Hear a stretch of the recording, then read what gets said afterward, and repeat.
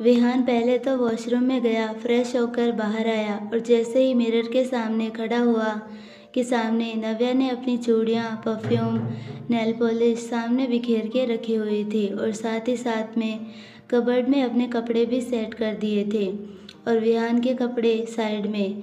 ये सब देखकर विहान के अंदर गुस्सा आ रहा था।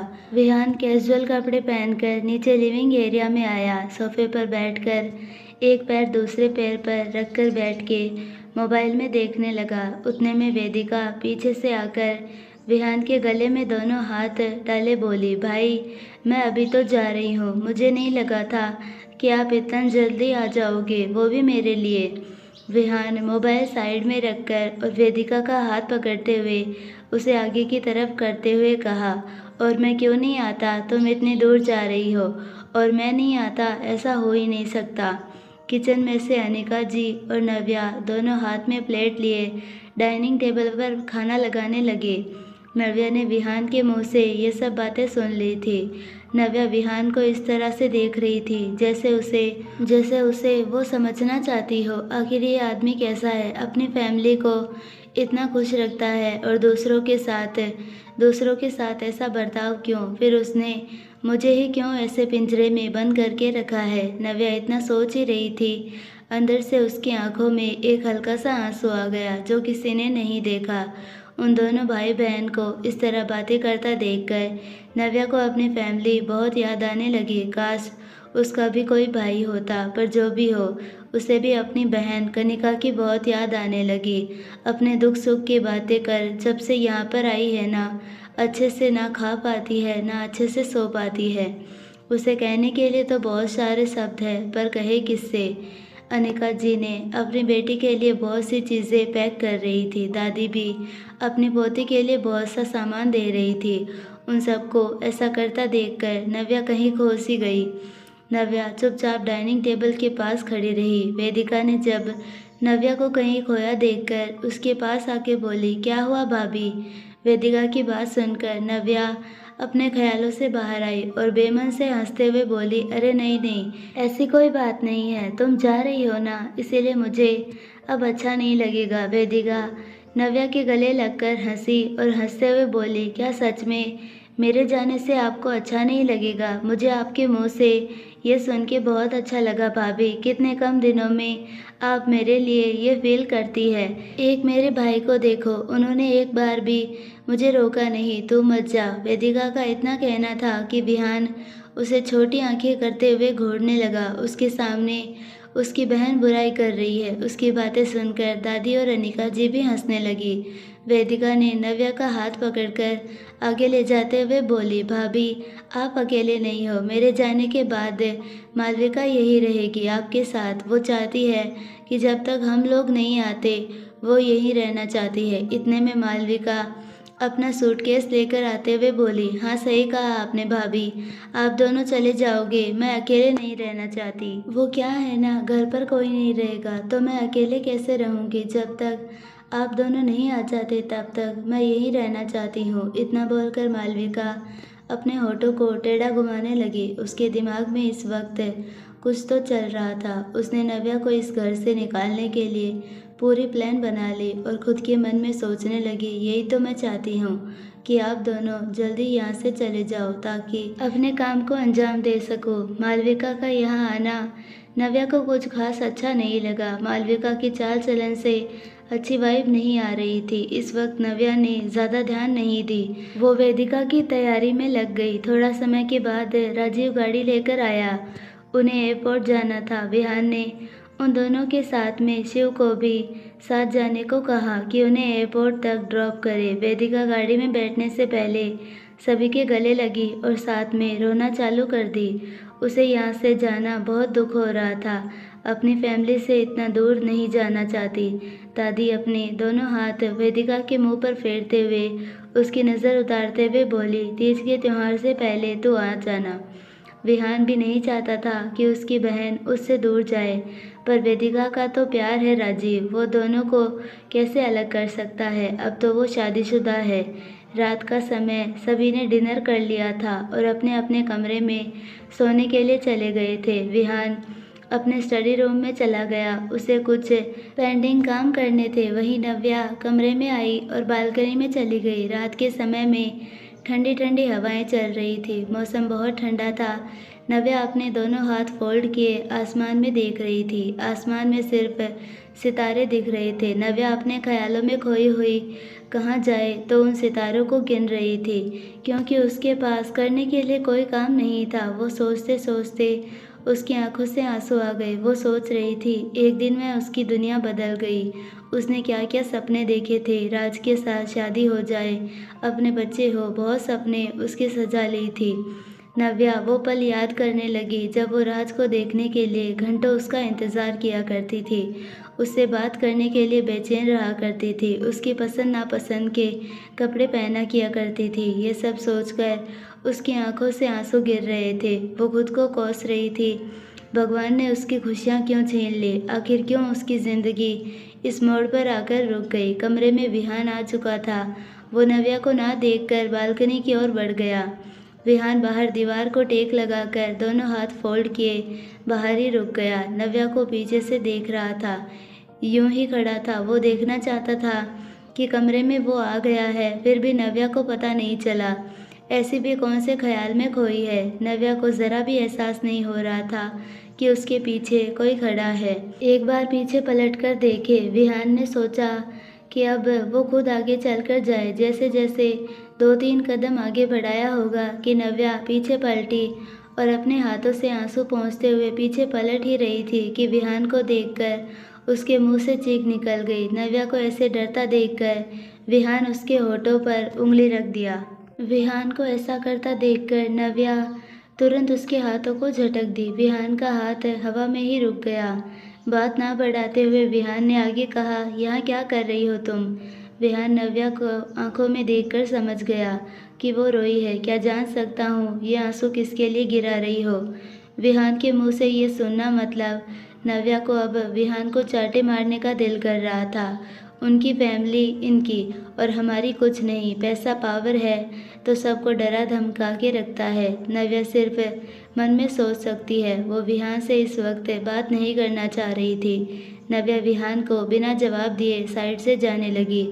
नव्या को जवाब ना देकर ऐसे इग्नोर करता जाता देखकर विहान ने उसका हाथ पकड़ लिया।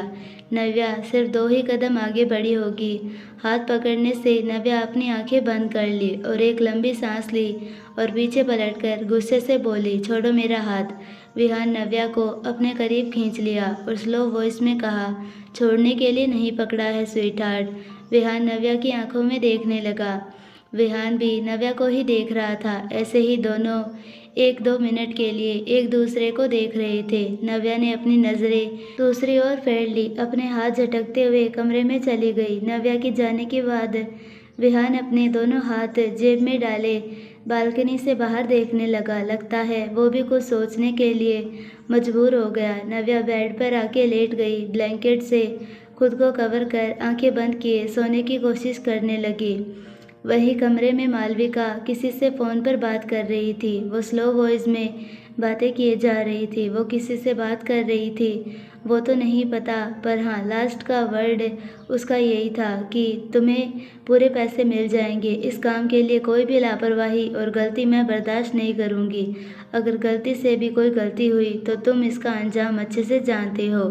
फ़ोन की दूसरी तरफ के पर्सन ने क्या कहा पता नहीं, जिस पर मालविका ने शाबाशी देते हुए बोली, वेल डन। इतना बोलकर कॉल कट कर मोबाइल को हाथ में घुमाते हुए मिस्टीरियस हंसी हंसने लगी। आखिर उसके दिमाग में क्या चल रहा है? ऐसा कौन सा प्लान बनाया है जो अपने काम को अंजाम देने के लिए वो खुराना मेंशन में रुकी है? सुबह के 6 बजे नव्या गहरी नींद में करवट बदल रही थी। अंगड़ाई लेते हुए उसका किसी सख्त चीज़ पर हाथ गया। नव्या अपना हाथ फेर रही थी कि अचानक से उसकी आंखें खुल गई और उसने जैसे ही आंखों के सामने विहान को देखी, धुंधली आंखों से पहले देखी, विहान के फेस को देखकर अचानक से उठकर बैठ गई और चौंकते हुए बोली, तुम। नव्या का हार्ट टच होते ही विहान भी जग गया। उठ के बैठते हुए कहा, ऐसे क्या रिएक्ट कर रही हो जैसे कभी मुझे देखा ही नहीं? हाँ पर तुम तो सोफे पर सो रहे थे ना? हाँ पर अब बेड पर सो रहा हूँ। वो क्या है ना, मुझे मेरे बेड के सिवाय नींद नहीं आती है। नव्या बेड से उठकर खड़ी हो गई और बोली, तुम पहले कह देते तो मैं यहाँ पर नहीं सोती। इतना बोलकर नव्या वॉशरूम की ओर जाने लगा। क्या कहा तुमने? बेड का साइज देखा है तुमने? तुम्हारे जैसे एक घर की पूरी फैमिली सो सकती है, पूरा गांव बस जाएगा। और ये मत भूलो, हस्बैंड वाइफ है हम दोनों। नव्या सुबह सुबह विहान से बहस नहीं करना चाहती थी। मुंह टेढ़ा करते हुए वॉशरूम में चली गई। नव्या बुदबुदाते हुए वॉशरूम में आई। खुद को समझता क्या है? मुंह में सोने का चम्मच लेके पैदा हुआ है, इसीलिए अपने सामने किसी को वैल्यू नहीं देता। आज वॉशरूम में नव्या विहान से पहले चली गई थी। विहान बेड से उठा और वर्कआउट के लिए चला गया। विहान आज घंटे भर से पहले ही वर्कआउट फिनिश करके आ गया था। पूरे पसीने से लथपथ हुआ था और जैसे ही वॉशरूम जाने वाला था कि दरवाज़ा अंदर से बंद था और वॉशरूम में पानी गिरने की आवाज़ आ रही थी, जिससे विहान को पता चल गया कि नव्या अंदर ही है और बड़बड़ाते हुए बालकनी की ओर चला गया। क्या इसे इतना टाइम लगता है नहाने के लिए? विहान 1 मिनट भी बालकनी में नहीं रुका। वापस वॉशरूम के बाहर आकर डोर नॉक करने लगा। विहान एरोगेंट वॉइस में कहा, मैडम क्या आप बाहर निकलेंगी? विहान की आवाज़ सुनकर नव्या बड़बड़ाते हुए बोली, बस 2 मिनट और लगेगा। विहान दोनों हाथ फोल्ड किए बाहर खड़ा था और गर्दन को टेढ़ा करते हुए गुस्से में कहा, नेक्स्ट टाइम से तुम वॉशरूम में मुझसे पहले नहीं जाओगी, समझी तुम? विहान इधर उधर चक्कर लगाने लगा और चक्कर लगाते हुए दरवाजे पर वापस खटखटाया। इस बार दरवाज़ा खुल गया और नव्या दरवाजे पर खड़ी रही। नव्या ने अपने गीले बालों को तौलिए से लपेटे हुई थी और साड़ी को कमर में आधी बांधी हाथ में पकड़े दरवाज़ा खोल खड़ी हो गई। उसे इस तरह देखकर विहान की नज़रें ही नहीं हट रही। 1 मिनट के लिए विहान उसमें खो ही गया। उसे इस तरह देखता देखकर नव्या बोली, अब सामने से हटोगे? नव्या के इतना कहने पर विहान साइड हो गया और नव्या वॉशरूम के बाहर निकल जाने लगी। विहान नव्या को जाता देख रहा था और नव्या आगे जाने लगी, पर उसके ब्लाउज़ का डोर खुला ही था। विहान जल्दी से वॉशरूम में चला गया, टी शर्ट उतार शावर के नीचे खड़ा हो गया। 1 मिनट पहले जो नव्या को देखा, उसकी आंखों के सामने सामने वही दिख रहा था। अब ये तो होना ही था। अगर एक कमरे में रहोगे तो जो नहीं होना वो भी हो सकता है। जब विहान रेडी होकर नीचे आया तो देखा आज नव्या पूजा कर रही थी, क्योंकि उसके पीरियड्स ख़त्म हो गए थे। उसने आज क्रीम कलर की साड़ी पहनी हुई थी, सिंपल ही पर बहुत कमाल की दिख रही थी। विहान अपना 3 पीस सूट बिजनेस सूट पहने नीचे आया। नव्या पूजा करने के बाद सभी को आरती देने के लिए थाल आगे बढ़ाई।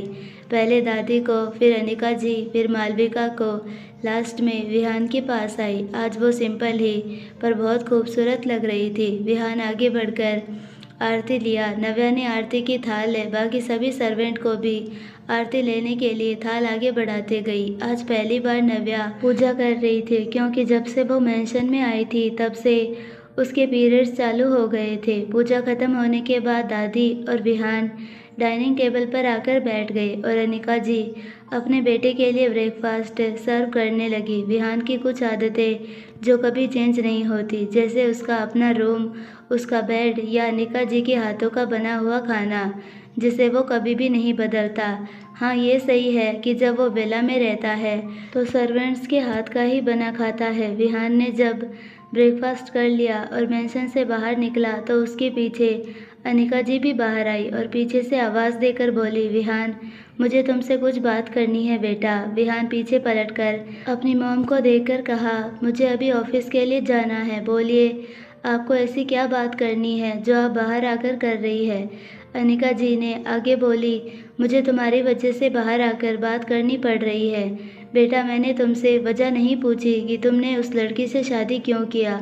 माना तुमने उससे शादी किया, पर अब उसे दिल से निभाओ बेटा।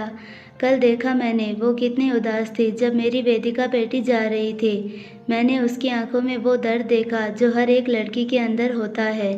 पर तुम्हें ऐसा नहीं लगता उसे थोड़ी आज़ादी देनी चाहिए? उसे भी अपने घर वालों से मिलने जाना देना चाहिए। जब से तुम दोनों की शादी हुई है मुझे नहीं लगता वो अपने घर गई है और हमने उसकी फैमिली से अभी तक भी नहीं मिले। ये सब कब तक चलता रहेगा? आखिर तुम करना क्या चाहते हो? विहान सुबह सुबह अपनी मॉम के मुंह से ये प्रवचन सुनकर आंखों से गोगल लगाते हुए कहा, मॉम, आप खामखा परेशान हो रही है। ऐसी कोई बात नहीं है। रही बात उस लड़की की, तो उसे मैं देख लूँगा। वो लड़की नहीं है, खुराना खानदान की बहू है, समझे तुम?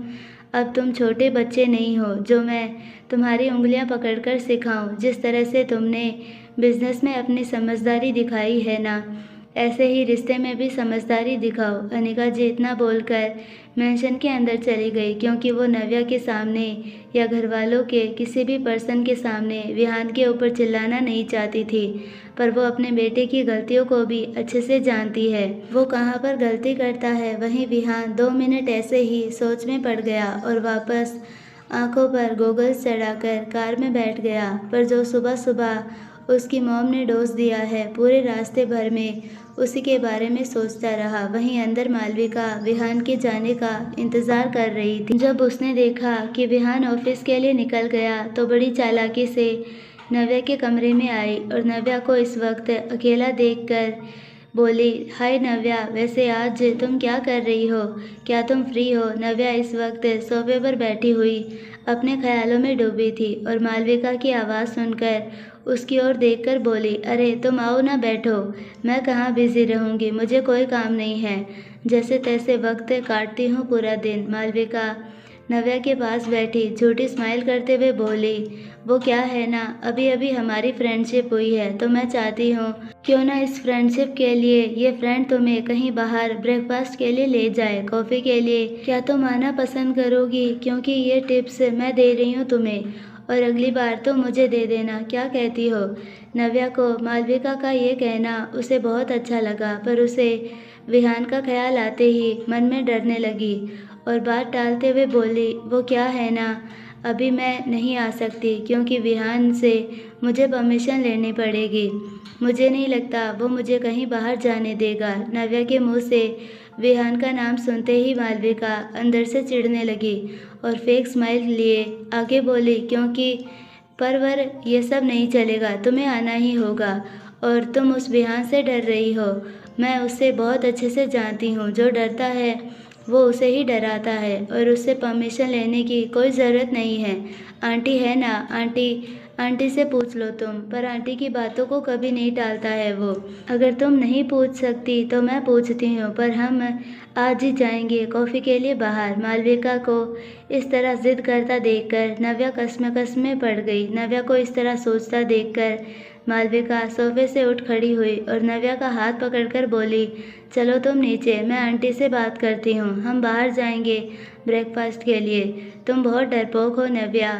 मुझे मेरे दोस्त इतने डरपोक बिल्कुल भी पसंद नहीं है। मेरे तो सारे दोस्त फाइटर किलर ऐसे ही हैं। मालविका नव्या का हाथ पकड़ते हुए बाहर ले गई। उसे ऐसा जिद करता देखकर नव्या आगे बोली, ठीक है, मैं माँ से पूछती हूँ। मालविका आगे बोली, ओके देन मैं भी तुम्हारे साथ चलती हूँ। नव्या ने अपना सर हाँ में हिला दी और दोनों सीढ़ियों से उतरते हुए नीचे लिविंग एरिया में आ गई।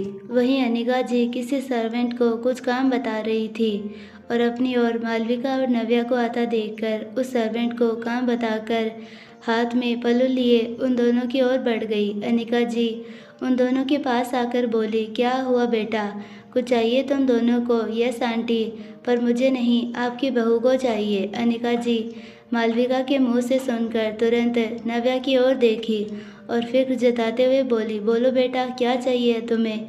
नव्या वहीं घबराते हुए बोल रही थी, वो मैं मतलब मालविका के साथ। नव्या को ऐसे हकलाता देखकर मालविका नव्या के बीच में बात काटते हुए बोली, दरअसल आंटी, बात यह है कि मेरी और नव्या की अभी अभी दोस्ती हुई है, तो मैं नव्या को बाहर ब्रेकफास्ट के लिए लेकर जाना चाहती हूँ। पर नव्या को ऐसा लगता है कि विहान उसे बाहर जाने नहीं देगा, पर अगर आप जाने दें तो आपकी बात को वो कभी नहीं टालेगा। मालविका के मुंह से ये सुनकर अनिका जी अपनी आंखें छोटी करते हुए नव्या की ओर देखकर बोली, अरे बेटा, विहान को पूछने की क्या ज़रूरत है, तुम जब चाहो तब जा सकती हो। ये तो बहुत अच्छी बात है कि मालविका और तुम दोनों की अच्छी दोस्ती हो गई है। तुम दोनों का जब जी चाहे तुम दोनों बाहर घूम सकती हो। अगर विहान कुछ कहेगा तो उसे सबसे पहले मुझे जवाब देना होगा। नव्या इतना सुनकर स्माइल करने लगी। मालविका को अपनी कोहनी से मारते हुए बोली, देखा ना तुमने, मैं कह रही थी ना कि आंटी की बातों को विहान कभी नहीं टालता। अब चलो जल्दी चलते हैं। नव्या अनिका जी की ओर देखकर बोली, माँ मैं जाकर आती हूँ। अनिका जी स्माइल करते हुए अपने हाथ आगे बढ़ाकर नव्या के गालों को छूकर बोली, हाँ बेटा जाओ।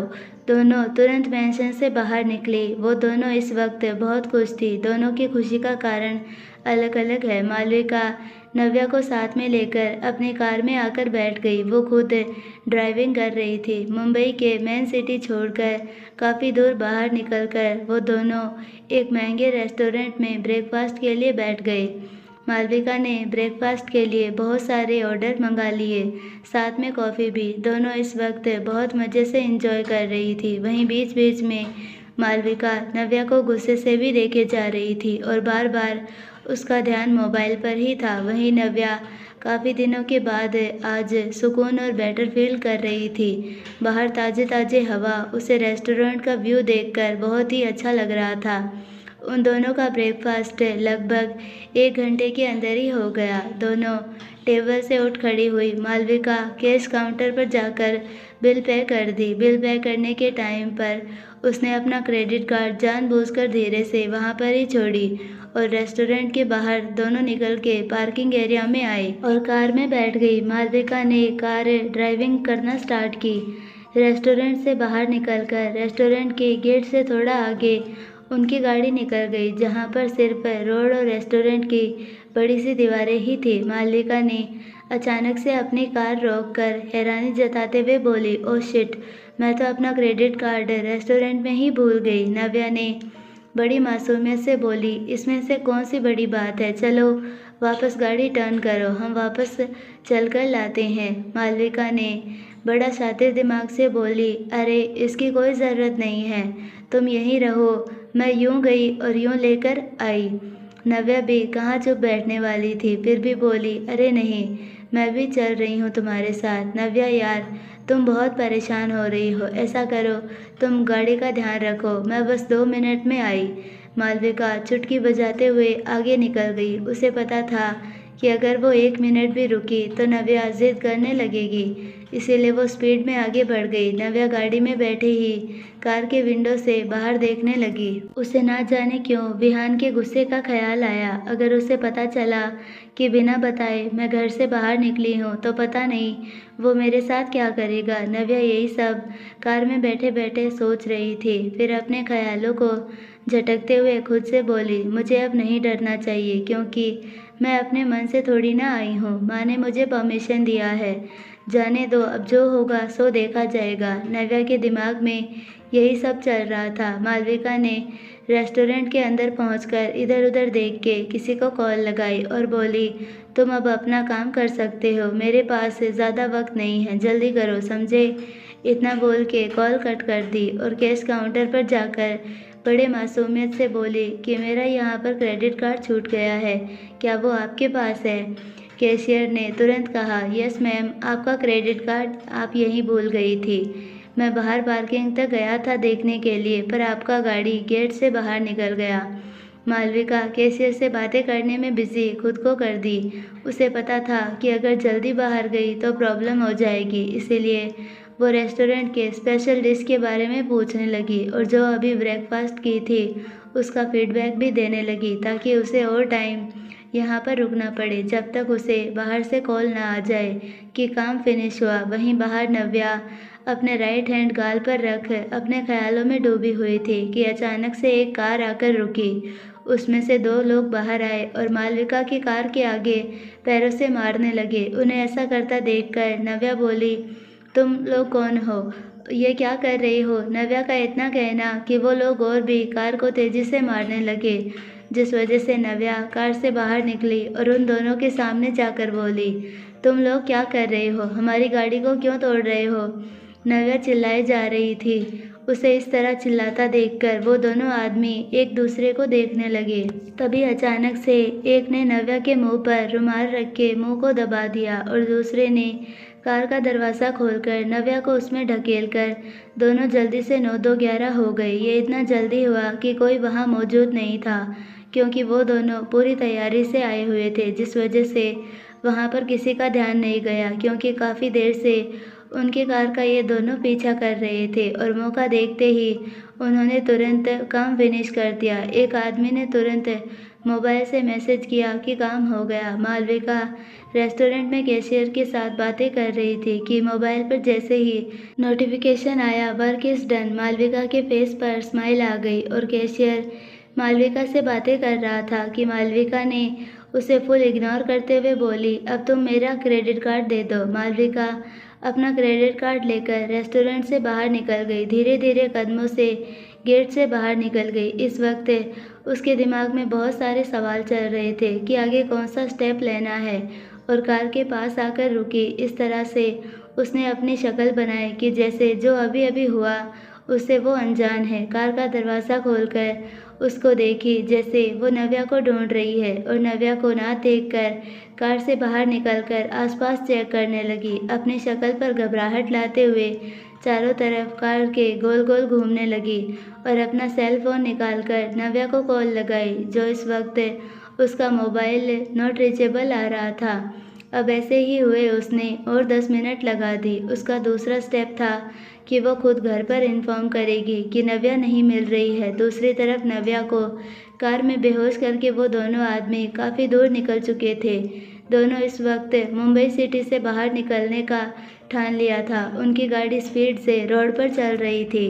दोपहर का वक्त जब नव्या की आंखें धीरे धीरे खुली, अपनी धुंधली आंखों से उसने देखा वो फर्श पर सोई हुई थी। उसके दोनों हाथ पीछे करके बांधे हुए थे और पैरों को भी बांधा गया था। वो उठने की कोशिश कर रही थी पर वो उठ नहीं पाई। जब उसने खुद को एक कबाड़े से घर में देखी तो तुरंत उठने की कोशिश की पर उठ नहीं पा रही थी। जैसे तैसे करके वो घुटनों के बल बैठ गई और सर उठाकर चारों तरफ घुमाने लगी। ये घर बहुत ही पुराना टाइप का था। बहुत गंदगी फैली हुई थी, जहाँ तहाँ शराब के बोतल, सिगरेट, चाकू, लोखंड के रोड, यही सब बिखरे हुए थे। वो इतना डर रही थी कि पसीने से लथपथ हो गई।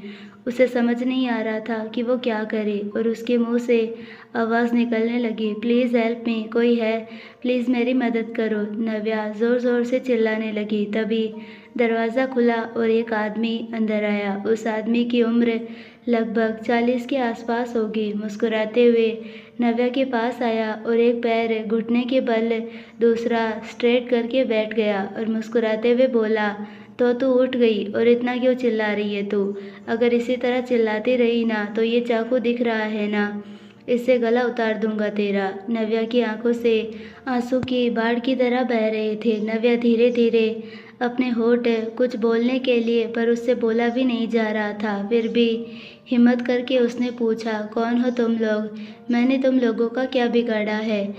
तो क्यों मुझे बांध के रखा है? प्लीज़ मुझे जाने दो, प्लीज़ मुझे जाने दो, प्लीज़ प्लीज़। नव्या लगातार गिड़गिड़ाने लगी। उतने में वो आदमी नव्या के सर के बाल पकड़कर पूरी ताकत लगाकर खींचकर बोला, अगर एक भी आवाज़ वापस तेरे मुंह से सुनने को मिली ना, ये दिख रहा है ना चाकू, इतने टुकड़े करूँगा कोई गिन भी नहीं पाएगा। एकदम चुप, दूसरी बार कहूँगा नहीं, डायरेक्ट काटूँगा। नव्या को इतना दर्द हो रहा था क्योंकि वो आदमी पूरी ताकत लगाकर उसके बालों को पकड़ा था, पर नव्या उसकी बातें सुनकर उसको बहुत ज़्यादा रोना आ रहा था। वो अंदर ही अंदर अपने दर्द को डर के मारे छुपाने लगी। वो आदमी इतना बोलकर उस रूम से बाहर चला गया और नव्या अपना मुंह दोनों पैरों के बीच में छुपाकर रोने लगी। वो इतना रोने लगी पर उसकी आवाज़ बाहर नहीं निकल रही थी। वो अंदर ही अंदर घुट घुट के रोने लगी। उसे डर भी था कहीं उसकी आवाज़ वो आदमी ने सुन लिया तो वापस अंदर आकर उसे मार ही डालेगा।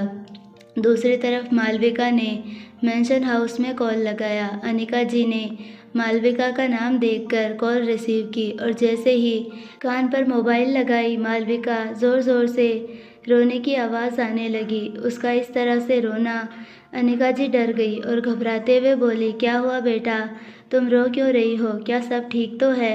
पर मालविका कुछ भी बोल नहीं रही थी। अनिका जी और डरने लगी और अपनी छाती पर हाथ रखकर घबराते हुए आगे बोली, बेटा तुम रोना बंद करो पहले और मुझे साफ साफ बताओ क्या हुआ है। तुम इस वक्त कहाँ पर हो? मालविका पूरी तरह नाटक करते हुए अपने काम को अंजाम दे रही थी। उसने पूरा रोने के जैसा नाटक करते हुए हकलाई आवाज़ में बोली, आंटी वो नव्या नव्या नहीं मिल रही। मैंने पूरा रेस्टोरेंट छान मारी, पूरा आसपास में देख ली और वो कहीं पर भी मुझे दिखाई नहीं दे रही है। उसे कितना कॉल लगा रही हूँ, उसका फ़ोन बंद आ रहा है। पता नहीं आंटी वो कहाँ चली गई है। मुझे तो बहुत डर लग रहा है कहीं। इतना बोलकर मालविका चुप हो गई। अनिका जी एक हाथ से मोबाइल पकड़कर और दूसरे हाथ से अपने पल्लू को कसकर पकड़ के टेंशन के मारे इधर उधर लिविंग एरिया में घूमने लगी। उन्हें समझ नहीं आ रहा था कि वो क्या करे। फिर भी उन्होंने हिम्मत करके बोली, तुम जल्दी से घर आ जाओ, मैं विहान को पहले इन्फॉर्म कर देती हूँ। अनिका जी ने कॉल कट कर तुरंत विहान को कॉल लगाई। पूरा रिंग जाने के बाद भी विहान ने कॉल नहीं उठाया।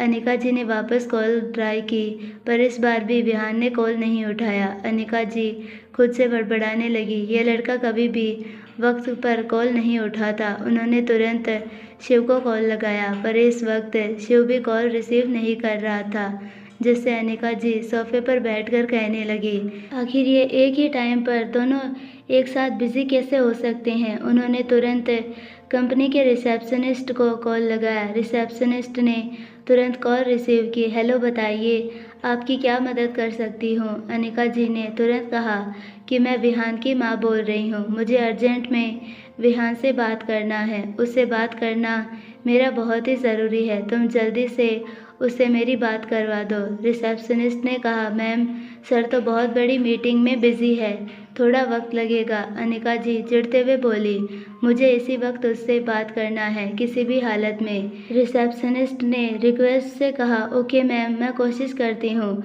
अनिका जी तेज़ आवाज़ में बोली, कोशिश नहीं, मुझे अभी के अभी उससे बात करनी है, मतलब करनी है।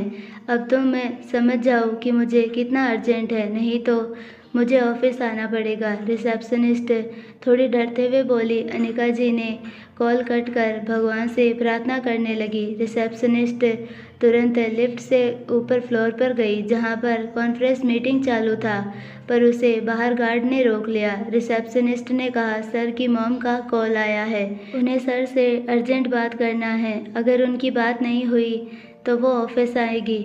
आप समझ जाओ कि कितना अर्जेंट कॉल है। गार्ड ने तुरंत कहा, ठीक है, मैं सर को इन्फॉर्म करवा देता हूँ। गार्ड ने तुरंत शिव को इन्फॉर्म करने के लिए ढूंढने लगा, पर शिव इस वक्त विहान ने जो काम दिया था उस पर काम रिलेटेड में कहीं बाहर गया था, जिस वजह से गार्ड कॉन्फ्रेंस का दरवाज़ा खोलकर अंदर झाँककर देखा और धीरे से अंदर गया। उसका इस तरह अंदर जाना मतलब सभी कॉन्फ्रेंस मीटिंग के लोग उसकी ओर देखने लगे।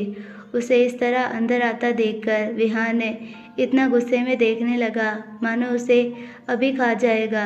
गार्ड थोड़ा डरते हुए कहा, सर मुझे आपसे कुछ ज़रूरी बात करनी है। विहान ने गेट आउट इतना तेज़ चिल्लाकर कहा कि पूरे कॉन्फ्रेंस मीटिंग में उसकी आवाज़ गूंजने लगी। उसे पसंद नहीं उसके निजी कामों में कोई दखल दे। यह तो एक मामूली सा गार्ड जो कभी नज़र ना उठाकर देखे, आज वो कॉन्फ्रेंस मीटिंग में चला गया, वो भी इतने इम्पोर्टेंट काम छोड़ सबकी ध्यान उसकी ओर हो गया, जिससे सब में लगभग 20 मिनट चला गया। अनिका जी को रिटर्न कॉल न आने की वजह से वो समझ गई कि विहान के डर की वजह से अभी तक उसे मैसेज नहीं मिला है, इसीलिए उन्होंने तुरंत सोफे से उठ खड़ी हुई विहान के ऑफिस से जाने के लिए। वो मेंशन से बाहर तक आई होगी कि उतने में सामने से मालविका रोते हुए आ रही थी। वो बच्चों की तरह अपने आंसू पोंछते हुए आ रही थी और अनिका जी को देखकर और भी फूट फूट कर रोने लगी।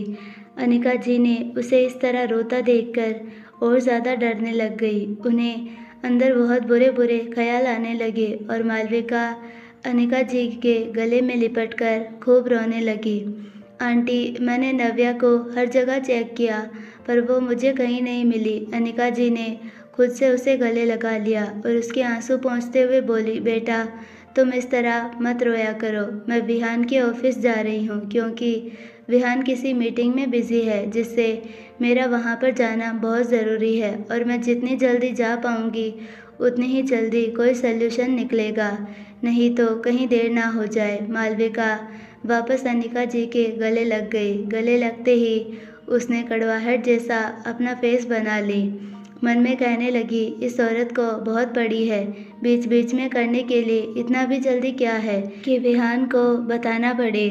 अच्छा है किसी मीटिंग में बिजी है, जब तक काम तमाम ना हो जाए तब तक विहान ऐसे ही बिजी रहे। विहान का तो आना ही नहीं चाहिए, उसे तो पता भी चलना नहीं चाहिए। मेरा बस चलता तो मैं उस 2 कौड़ी की लड़की को अपने हाथों से उसे जान से मार देती। अनिका जी ने वापस उसे खुद से अलग की और बोली, अब तुम एकदम शांत हो जाओ, रोना नहीं, बिल्कुल नहीं। मेरी बच्ची को कुछ नहीं हुआ होगा, टेंशन ना लो। देखो जल्दी सब ठीक हो जाएगा, बस एक बार विहान को पता चल जाए। चलो हम दोनों साथ में विहान के ऑफिस चलते हैं। अनिका जी की बातें काटते हुए मालविका ने तुरंत कहा, पर आंटी विहान तो बहुत अर्जेंट मीटिंग में है, तो फिर हम वहाँ पर कैसे जा सकते हैं? उसके आने का इंतज़ार करते हैं। अनिका जी तुरंत नाराज़गी जताते हुए बोली, क्या कह रही हो तुम?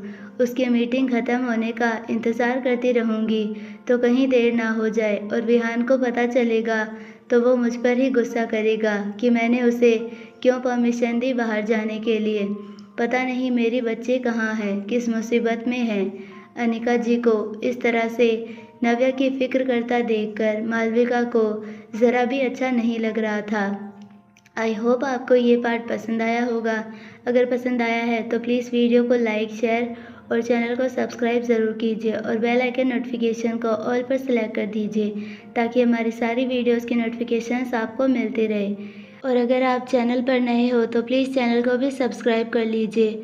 और आप लोगों से मेरी एक रिक्वेस्ट है, अगर आपको इस स्टोरी के और भी पार्ट्स चाहिए तो प्लीज़ कमेंट करके मुझे बता दिया करो ताकि मैं और पार्ट ला सकूं। पर आप लोग कोई कमेंट ही नहीं करते हो। अगर आप लोग को नहीं पसंद है तो मैं ये स्टोरी अभी फिर से बंद कर रही हूँ। तो प्लीज़ कमेंट करके मुझे ज़रूर बताना कि आपको स्टोरी कैसी लग रही है। धन्यवाद।